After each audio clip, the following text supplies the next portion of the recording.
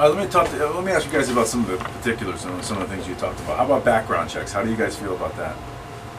Background checks. When you're talking about universal background checks, certainly we all want to make sure that people that aren't mentally fit to have firearms don't. We don't want the criminals to have firearms. We're all for background checks. Right. But when they start talking about a universal background check, meaning if I'm going to transfer a firearm as a gift to my son, then there needs to be a background check. So when you have a universal background check, for instance, the only way that works, and the government says the only way it works, is if you have universal registration.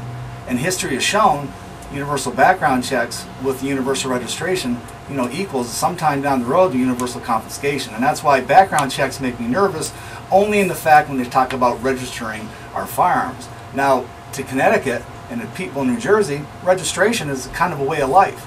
That's not where I'm about, and that's not where we're from.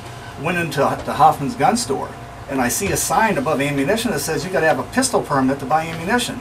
Took a picture of it because my friends back home will not believe it, and then I tweeted, when you have to justify the time away from your family and what you're doing, and you question sometimes what you're doing, take a look at other people's rights, and then the questioning stops there, because it's a huge difference between the black and white of reality in Ohio, for instance, right, and what goes on to your folks' rights here. All right, so you're from Ohio? That's correct. All right, so in Ohio, there's really there's no limitations on what you can walk into a gun store and buy. No, as far as semi-automatic firearms and sporting rifles, none at all.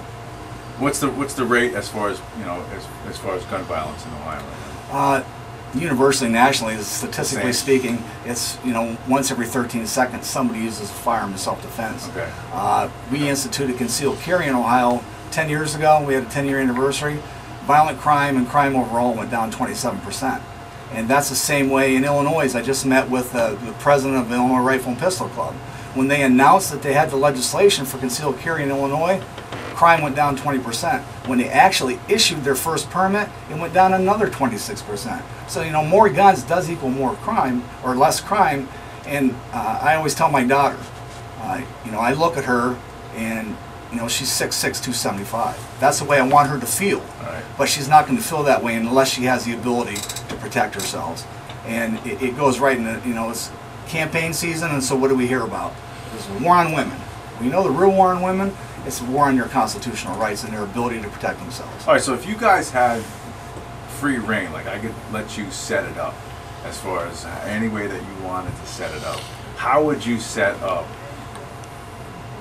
a background check or gun registration? Or would you not have either one at all? How would you set that up? Tim, I'll let you take this one since you fought for those rights. No, it's a constitutional right. We don't have to get permits to practice the rest of this. If God forbid we had to do a freedom of speech and you have to go and apply for permits and licenses and all that, that's a real problem. This is the only right that's enumerated in the Constitution, which here in Connecticut you have to file a whole bunch of paperwork to even participate in. That's pretty ridiculous. Death by 1,000 paper cuts, this is what's happening to that right in Connecticut. No, I would do away with it. No, I'm a big advocate of training, but I don't know of any other right we have to train for.